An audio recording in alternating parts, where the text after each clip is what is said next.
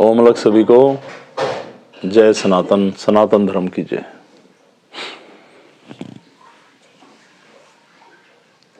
न जाने कितनी मुसीबतें हमारे जीवन में आती हैं और उसके निवारण के लिए हम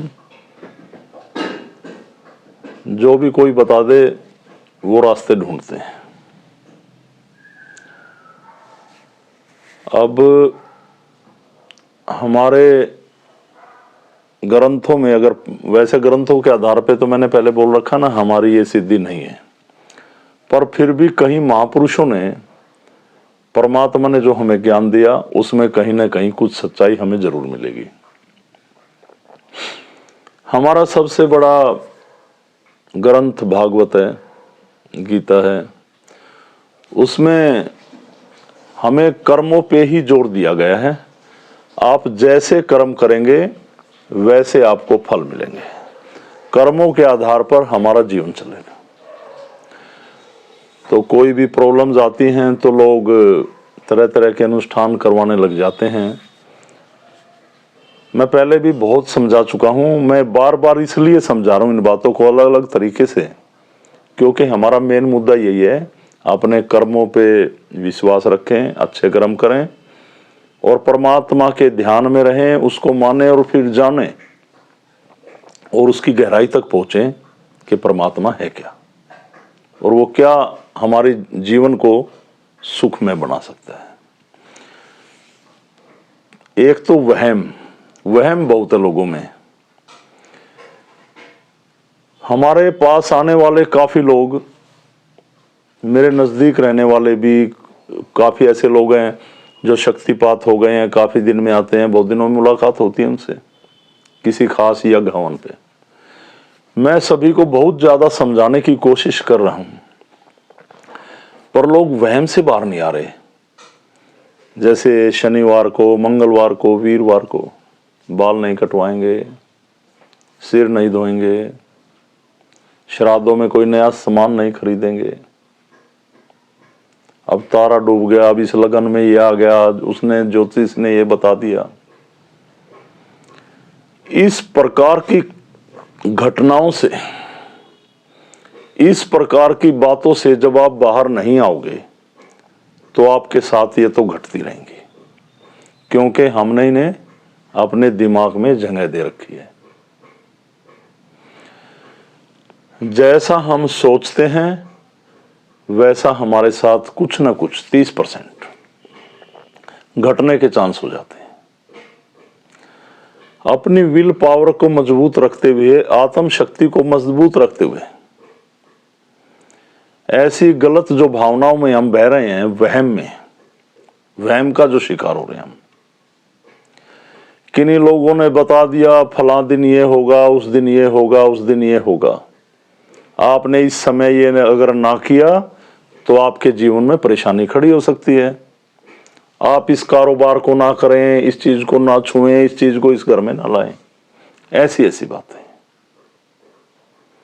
ये तो एक आम आदमी की बातें हैं जो किसी रोग के ना होते हुए अपनी दिनचर्या में, अपने जीवन में इन्होंने शामिल कर रखा है। आप एक बात बताइए, परमात्मा से बड़ी कोई चीज है? आप जब परमात्मा को अंदर बसा लो, घट घट में उतार लो, तो फिर ये शनिवार को, मंगलवार को, वीरवार को ये मत लाओ, ऐसे टांग दो, ऐसे कर दो, इन बातों में क्या रखा है? इन बातों पे ध्यान दे। ये तो आम जीवन में कर रहे लोग जो परेशान नहीं है आगे बढ़ने के चक्कर में, कि हम आगे कैसे बढ़ें, शांति कैसे रहे, हमारे घर में खुशी कैसे आए, हमारे कारोबार कैसे चलें, इन चक्रों में ऐसे ऐसे काम करते हैं। घोड़े की नाल लगा लेंगे। दूसरा, परिवार के मरे हुए लोग जो हमें परेशान करते थे, बार बार दिखाए पिंड भरवाते हैं कहीं, या वो कहते हैं जी पितर बना दो, हर साल 2-3 बार उनके कपड़े देना, भोग लगाना।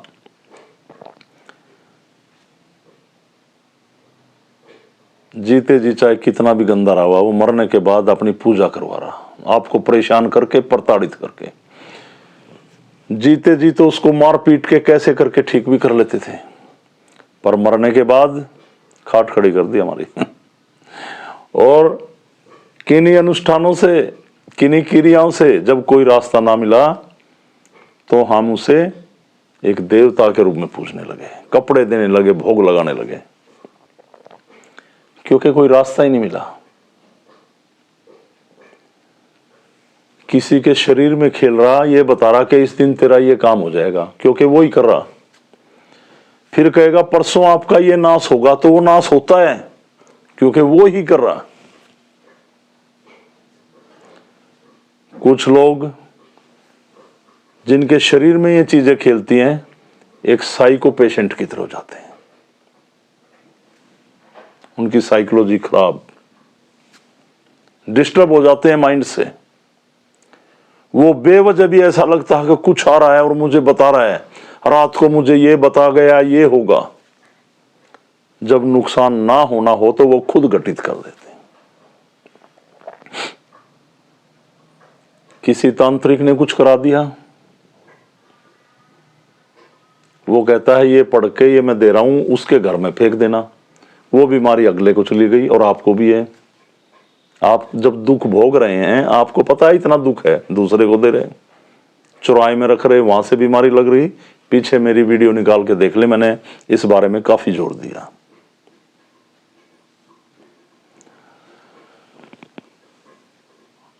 ये आत्माएं,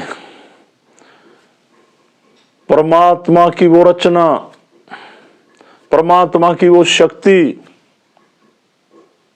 परमात्मा का वो बीज, परमात्मा का वो अंश जो आपके शरीर में भगवान ने आपको डाला था कि अपना जीवन सही चलाइए। पर जितने मैंने बातें बताई, आप इनमें आ गए और परमात्मा को भूल बैठे और अपनी आत्म शक्ति क्षीण कर ली, और मरने के बाद भटक रहे हैं, परिजनों को परेशान कर रहे हैं, जैसे मैंने बताया अभी। और फिर क्रियाओं पे क्रियाएं, क्रियाओं पे क्रियाएं, जीते जी भी यही घटा और मरने के बाद परिवार वालों से करवा रहे आप। तो जितने लोग इस वीडियो को देख रहे हैं, आत्मा की मुक्ति हो,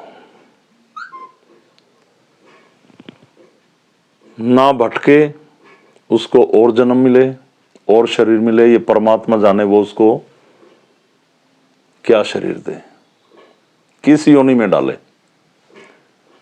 पर आप इन्हीं बातों से अगर लेकर परेशान हैं, जो भी लोग इस वीडियो को देख रहे हैं बाहर, तो आप हमारे से कांटेक्ट करें।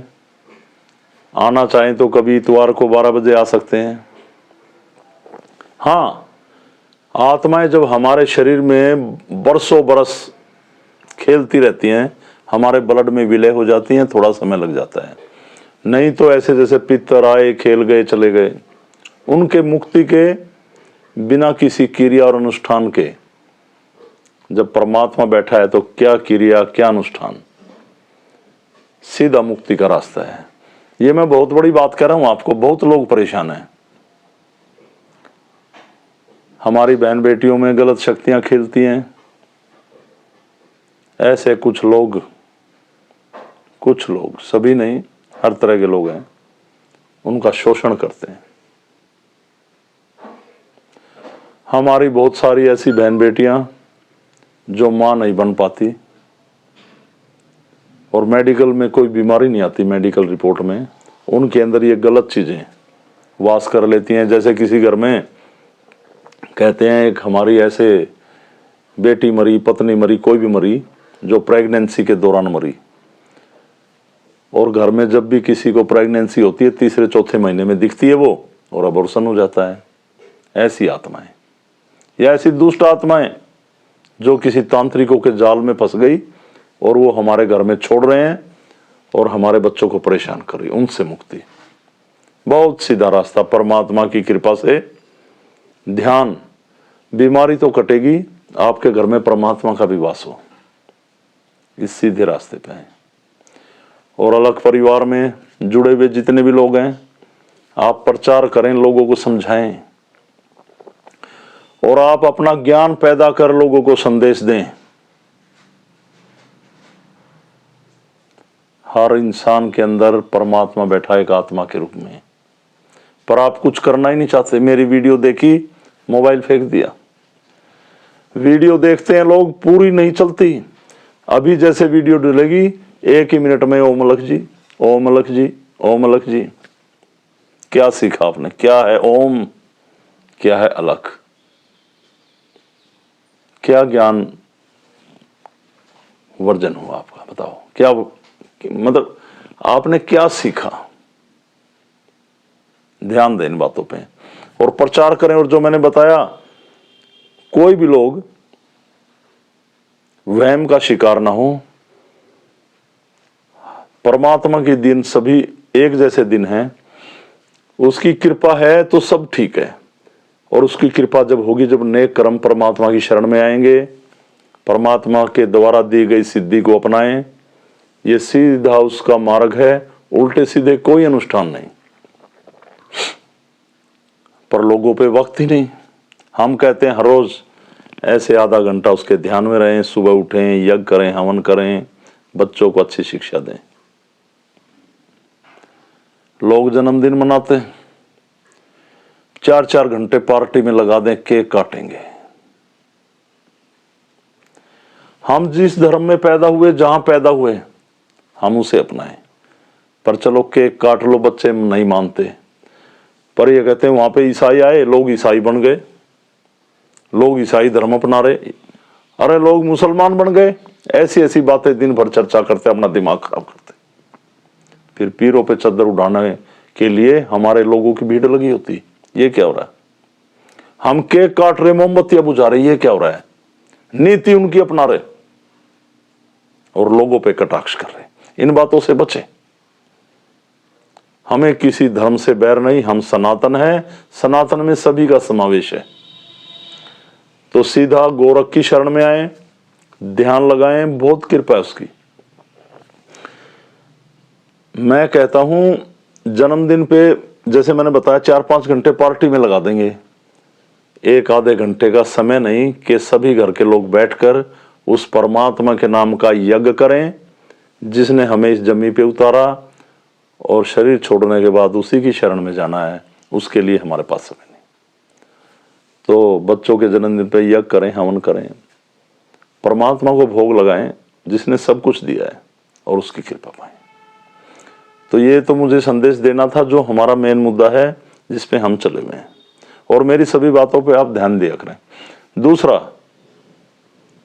परसों 14 तारीख को मकर संक्रांति है। सभी लोग अपने घर में सूर्य देव भगवान का यज्ञ करें। अब ना जाने कितनी पौराणिक कथाएं हैं, कितने साइंटिफिक रीजन हैं, उनसे हमारा कोई मतलब नहीं है, पर विशेषकर घूम फिर के बात सूर्य देव पे आती है।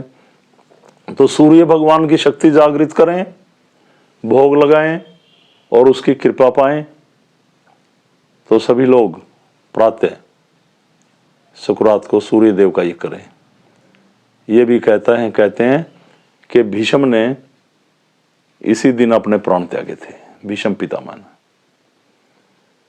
तो सभी के ऊपर गोरखनाथ भगवान की कृपा बनी रहे, भगवान शिव की कृपा रहे, भगवान सूर्य देव की कृपा रहे, माँ भगवती की कृपा रहे, और सनातनी बने, खोज करें, शक्तियों में डूबे रहें और परमात्मा की प्राप्ति करें।